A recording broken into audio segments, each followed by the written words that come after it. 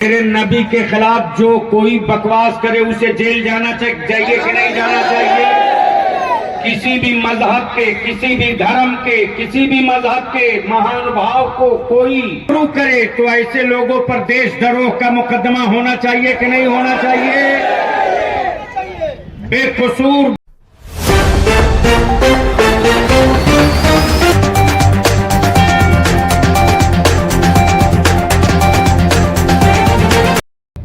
कटिहार के राजेंद्र स्टेडियम मैदान में तहरीके बेदारी कॉन्फ्रेंस का हुआ आयोजन। मुख्य अतिथि के रूप में इस आयोजन में गुलाम रसूल बलियावी ने तकरीर पेश करते हुए अल्पसंख्यकों के सामाजिक उत्थान के साथ साथ दहेज मुक्त शादी और शिक्षा पर विशेष ध्यान देने की बात कही। और ये तहरीक जगाने के लिए निकली। मैं आप ही लोगों से कह रहा हूं, यहाँ जो कुर्सी साए में लेकर बैठे सामने आ जाए। कॉन्फ्रेंस के माध्यम से एक बार फिर मुस्लिम सेफ्टी एक्ट का मांग को दोहराया गया। सभा को संबोधित करते हुए मीडिया से रूबरू होते हुए जदयू के नेता ने कहा कि वह आज राजनीतिक कार्यक्रम में भाग लेने नहीं पहुंचे हैं, इसलिए राजनीतिक के बारे में कुछ नहीं कहेंगे। क्या पैगाम देने हैं? इदारे शरिया की तरफ से एक तहरीक चली है। इस तहरीक के एजेंडे हैं।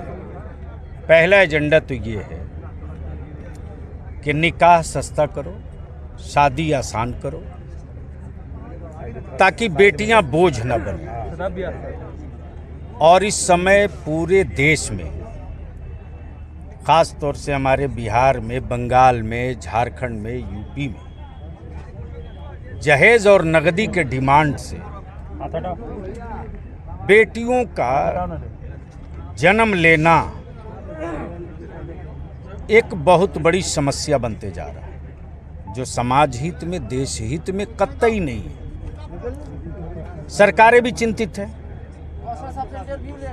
अदारे शरिया ने तय किया कि जहेज के खिलाफ एक बड़े पैमाने पर अभियान चले। दूसरा एजेंडा है कि पैगंबर मोहम्मद सल्लल्लाहु अलैहि वसल्लम का अपमान करना, तथा कथित कुछ लोग जो अमन के दुश्मन हैं, सद्भाव के कातिल हैं, एक पेशा बना लिया है। तो क्यों नहीं एक ऐसा कानून ही बन जाए कि हमारे पैगंबर सल्लल्लाहु अलैहि वसल्लम के साथ साथ किसी भी धर्म, किसी भी मजहब के वो महानुभाव व्यक्तियां जो सम्मान्य हैं, सर्वश्रेष्ठ हैं, उनके खिलाफ भी अगर कोई अभद्र टिप्पणी करे जिससे किसी को आहत हो, वैसे व्यक्तियों पर देशद्रोह का मुकदमा हो जाए। कानून बना दीजिए ताकि कोई किसी को धर्म के नाम पर ठेस पहुंचाने का प्रयास न करे। तीसरा जो डिमांड है वो ये है कि पूरे देश में इस वक्त मुस्लिम अल्पसंख्यकों में बेचैनी है, और वो बेचैनी दिख इसलिए भी रही है, अखबार के ज़रिए, सोशल मीडिया के ज़रिए, टीवी के ज़रिए, लोगों के ज़रिए कोई कहीं से चलते वक्त टोपी दाढ़ी देखकर जिहादी कह दे, आतंकवादी कह दे, उठा के जेल में डाल दे। साहब 5 साल, 10 साल, 8 साल हमारे बच्चे जेल की सलाखों में 20-20 साल पड़े हैं, और 30 साल के बाद उन बच्चों पर कोई जुर्म अदालत में जांच एजेंसियां साबित नहीं कर पाती। वो बाइज्जत बरी अदालत से जमान होता है। जिस लड़के को देशद्रोह के नाम पर ले जाया गया था, उसका बेटा महेश के साथ स्कूल में पढ़ रहा था। सुरेश उसका क्लासमेट था। जब वो स्कूल गया तो सुरेश अब्दुल्ला से नफरत करने लगा, कहा तेरा बाप देशद्रोही है, आतंकवादी है। बहुत सारे बच्चों ने आत्महत्या कर ली। आखिर ये जांच एजेंसियां किसके इशारे पर देश के बहुसंख्यक समुदाय के बच्चों के बीच मुस्लिम अल्पसंख्यकों को देशद्रोह का तमगा लगाकर क्यों बेइज्जत कर रही है? डिमांड है, अगर हमारे बच्चे देशद्रोही हैं साहब तो उनको फांसी पर लटका दीजिए। कोई मुसलमान उसकी लाश लेने नहीं जाएगा, और यह साबित कर चुका है मुसलमान कि किसी का बेटा सिर्फ संदेह के घेरे में आया तो लखनऊ में उसके बाप ने कहा मैं उसकी लाश नहीं लूंगा, आप लटका दीजिए। बोले अभी आप बड़ा सभी धर्म का सम्मान की बात कर रहे हैं सब, लेकिन कहीं से आप ही फिर करबला जैसे बात करते हैं। आपका वो बयान पूरे बिहार भर में, देश भर में चर्चा, क्या उसके पीछे क्या था? आप क्यों ऐसा हॉट करबला याद तो रखा, याद रखवाने के लिए ऐसा बयान जायज है? करबला को आपने समझा क्या है? करबला में किसका घर जला था? इमाम हुसैन का। बेटे किन के मारे गए थे? इमाम हुसैन के। पानी किन पर बंद हुआ था? इमाम हुसैन पर। घर किन का जला था? इमाम हुसैन का। तो हम तो हुसैन वाले हैं ना।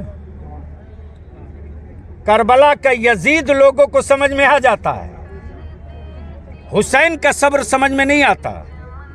और बलियाबी का थॉट और मिशन यही है कि हमारा घर जले तो जले, अमन को नहीं जलने देंगे। हमारे बच्चे मरे तो मरे, लेकिन देश को नहीं जलने देंगे। हमारी लाशें निकलती हैं तो निकलते रहे, लेकिन हम अपने भारत के सद्भाव के टुकड़े नहीं होने देंगे। यह है करबला। लेकिन इस करबला को लोग न समझ करके उस करबला को लोग समझ लिए जो करबला यजीद में ये सारा कुकर्म किया था। तो हमें उनसे कोई शिकवा नहीं। तुम यजीद को समझने का प्रयास करते रहो, हम जमीन पर हुसैन के मिशन को उतारते रहे। आप एक राजनीतिक पार्टी से भी ताल्लुक, सीमांचल के कि आप जदयू के ओवैसी बनने के राह पर हैं, वोट बैंक के लिए इस तरह की ये चर्चा है, इसका क्या जवाब है? ऐसा है कि मैं अभी अपने इदारे शरिया के मिशन पर आया हूं। जब मैं राजनीतिक प्लेटफार्म पर आऊंगा तो जो बढ़िया पहलवान हो आएंगे, आंख मिला के बात कर लेंगे। ओवैसी जी का कहीं डर है? ओवैसी जी को लेकर जो जमीन खो रहा है। जो कौम सिर्फ खुदा से डरती है वो किसी से नहीं डरती।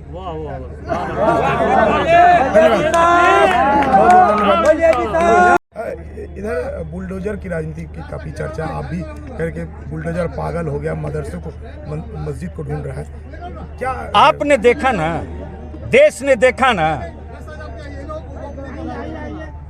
आपने देखा, देश ने देखा, एक दो नहीं अनेकों मस्जिदें तोड़ दी गई। मेरा यह कहना है कि न्यायपालिका में आस्था पर फैसला नहीं होता ना, एविडेंस और सबूत पर होता ना। क्या हुआ सुप्रीम कोर्ट में? लेकिन यह मुसलमानों के सब्र और संयम और देश के प्रति एकता की बात कोई नहीं करता। सुप्रीम कोर्ट ने कहा कि साहब कोई एविडेंस नहीं, कोई साक्ष्य नहीं, कोई सबूत नहीं, आस्था की बुनियाद पर जमीन का ये टुकड़ा हम फलाने को दे रहे हैं। कोई मुसलमान सड़क पर उतरा उसके खिलाफ? नहीं उतरा। क्यों? इसलिए कि हम देश के न्यायालय का भी सम्मान करते हैं। बहुत शुक्रिया, धन्यवाद। किन मुद्दों पर चर्चा की गई इस कार्यक्रम में? देखिए, ये इदारे शरिया का एक नॉन पॉलिटिकल प्रोग्राम था और इसमें संविधान का जो प्रस्तावना है, इक्वलिटी, फर्टिलिटी और जस्टिस, उसको इस्टेब्लिश हो हमारे हिंदुस्तान में और बिहार में, इसके लिए प्रोग्राम रखा गया था। आज देख सकते हैं कि जिस तरह से पूरे हिंदुस्तान में नफ़रत का माहौल चल रहा है, और ये हम कहना चाहते हैं कि मोहब्बत और नफ़रत मोहब्बत फैलाने के लिए प्रोग्राम था। एक बात याद रखना चाहिए, मोहब्बत और नफरत में जब जब जंग हुई है हमेशा जीत मोहब्बत की हुई है। इसलिए हम लोगों ने ये अमन का प्रोग्राम यहाँ पर इस्टेब्लिश किया और साथ साथ मोहब्बत का पैगाम दिया कि हमारे 140 करोड़ जो देशवासी है एक साथ जुड़े, सद्भावना से रहे, प्यार से रहे, मोहब्बत से रहे और देश को तरक्की कराए। यही हमारा आज का ये एजेंडा था। और साथ साथ जो सामाजिक बुराई है, जो दहेज प्रथा, हमारे इलाके में दहेज प्रथा पूरे हिंदुस्तान में एक अभिशाप की तरफ फैला हुआ है। दहेज प्रथा को रोकने के लिए हम लोगों ने यहाँ से एक आह्वान किया है कि हमारी बेटियों को पढ़ाइए, बेटियों को आगे बढ़ाइए और दहेज को मिटाइए। यही हमारा कामना था। डॉक्टर एम आर हक, मैं पूर्व विधायक प्रत्याशी कोतवा विधानसभा का।